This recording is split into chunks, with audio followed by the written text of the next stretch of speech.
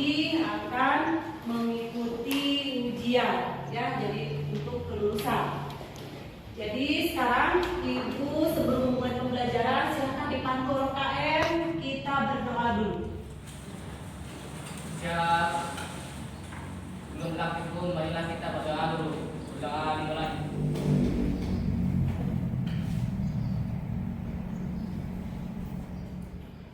Selesai. Oke, Ibu cek dulu kehadirannya ya. 12.52. Tolong cek siapa yang tidak hadir nih teman kalian.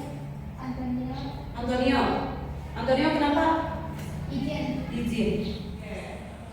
Sebelum mulai pembelajaran, sebagai bentuk nasionalisme kita ya, sebagai apa? Cinta tanah air kepada Indonesia, kita menyanyikan dulu lagu wajib nasional. Lagu Pancasila. Pancasila.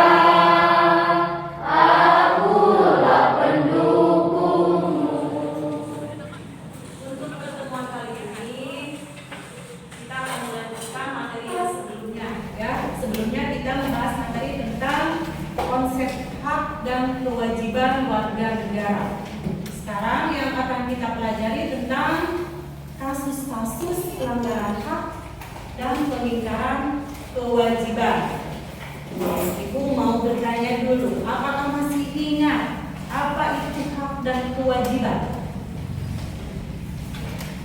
Siapa yang masih ingat? Ya, Windy? Kalau hak itu hal yang didapat oleh kita. Kalau kewajiban itu sesuatu yang kita harus lakukan. Oke, Siti apa? Menurut saya hak itu adalah sesuatu yang harus didapat apabila kita sudah melakukan sesuatu tersebut. Nah, jadi intinya hak dan kewajiban itu saling berkaitan. Kita akan mendapatkan hak kalau kita sudah memenuhi kewajiban. Oke, Ibu anggap kalian sudah paham tentang konsep hak dan kewajiban. Sekarang kita lanjut ke materi berikutnya tentang kasus-kasus pelanggaran hak dan pengingkaran kewajiban. Ya, jadi tujuan pembelajaran kali ini, Ibu harap kalian bisa menganalisis faktor-faktor dari pelanggaran hak dan pengingkaran kewajiban. Setelah menganalisis, kalian juga bisa mempresentasikan hasil. Nanti kalian disuguhkan suatu kasus ya antara pelanggaran hak dan pengingkaran kewajiban. Setelah itu kalian analisis dengan kelompok, lalu kalian presentasi. Oke, kita mulai ke materi ya. Kasus-kasus pelanggaran hak dan pengingkaran kewajiban. Pelanggaran hak adalah perbuatan baik yang disengaja atau lalai melawan hukum, mengurangi, menghalangi atau mencabut hak seseorang sebagai warga negara dan akan dihukum secara adil berdasarkan hukum yang berlaku. Kalau pengingkaran kewajiban adalah pola tindakan warga negara yang tidak melaksanakan kewajiban sebagaimana mestinya sebagai warga negara sesuai ketentuan hukum yang berlaku. Faktor penyebab terjadinya pelanggaran hak dan pengingkaran kewajiban. Yang pertama, sikap egois. Yang kedua, rendahnya kesadaran berbangsa dan bernegara. Sekarang sikap tidak toleran.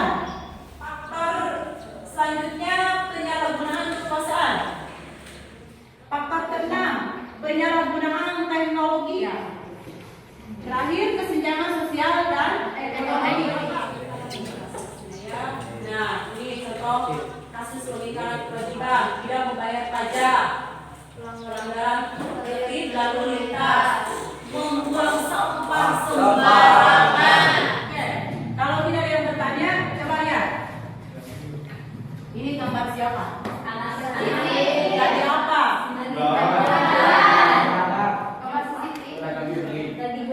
Jualan.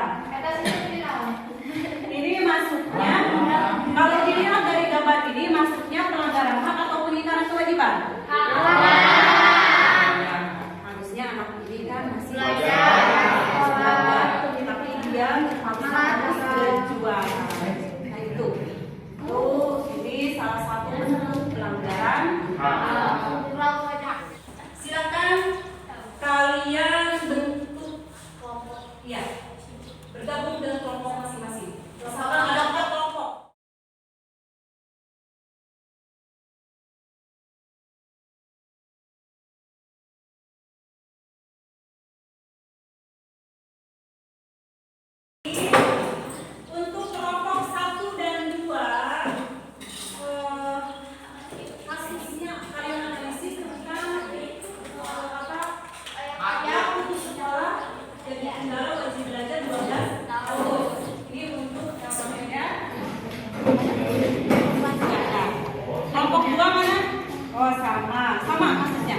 pelanggaran HAM kita putus sekolah.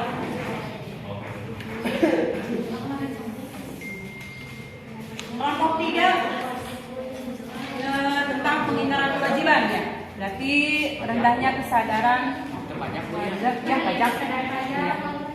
Sama, tinggal pilih kasusnya. 4. Oke, kelompok 4 tentang kasus pengingkaran kewajiban. Oke, ya. Kesadaran keluarga pajak fasilitas.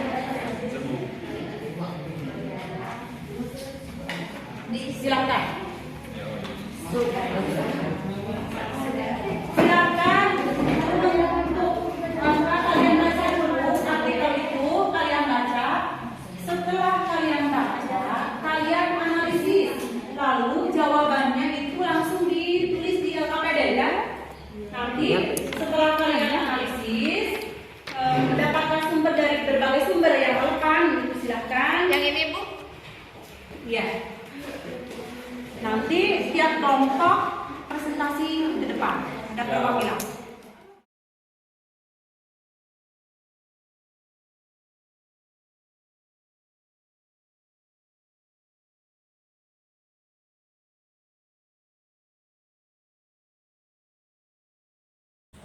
Masih semangat? Masih. Kita stretching dulu. Pagi, siang, malam. Sudah siap presentasinya? Siap.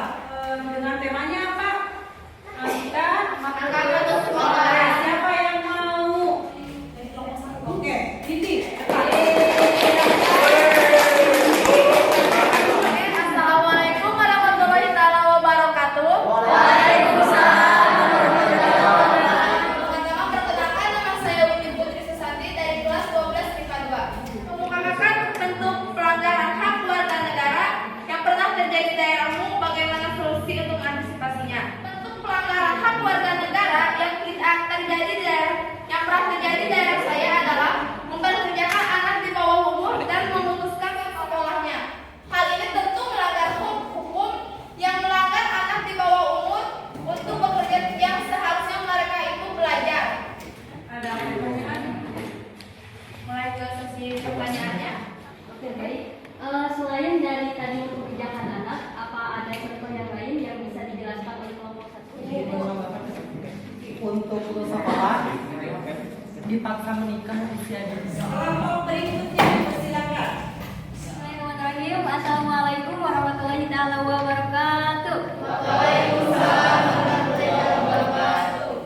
Sebelumnya perkenalkan terlebih dulu, nama saya Siti Nurhayati. Saya perwakilan dari kelompok 5. Penyebab tingginya putus sekolah adalah masalah kesejahteraan keluarga. Oke. Nama siapa? Perkenalkan, nama saya Gita Aryansa, perwakilan dari kelompok 1. Ingin bertanya, apa yang harus dilakukan untuk mengantisipasi masalah putus sekolah di Tadi sudah saya sampaikan di pertama atau adalah dengan memberikan motivasi kepada anak-anak untuk agar memiliki harapan sekolah supaya mereka memiliki keinginan yang tinggi untuk bersekolah. Mana kelompok 3 silakan.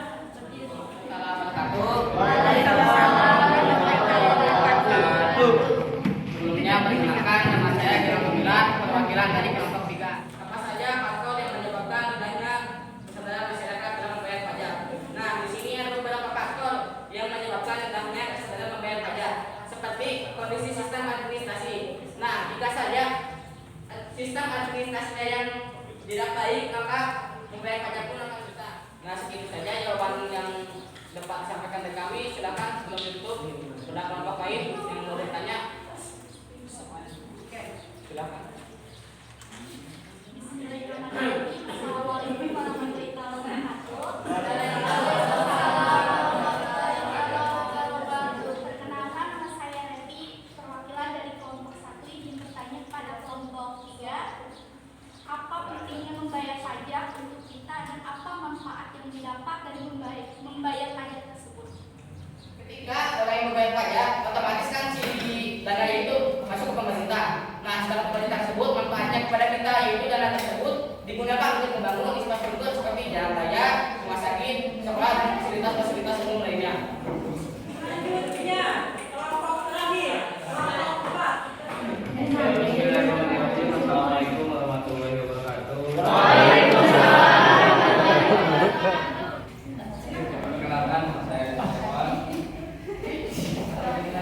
perwakilan dari kelompok 4. Bagaimana solusi untuk mengantisipasi rendahnya kesadaran warga membayar pajak?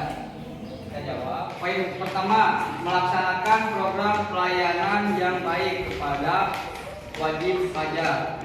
Kelompok 3 ya, lalu Tidak boleh. Tidak ya. Bagaimana upaya yang bisa dilakukan agar terhindar dari sanksi perpajakan? Silakan jawab. Gimana? Berarti kita harus membayar pajak supaya tidak terkena sanksi. Bu, boleh ditambah lagi Bu? Boleh. Silakan. Membayar pajak tepat waktu. Nah, kembali ke tempat duduk masing-masing. Hasil dari analisis kasus kalian terpokok, alhamdulillah bagus, itu sangat berhasil ya. Alhamdulillah.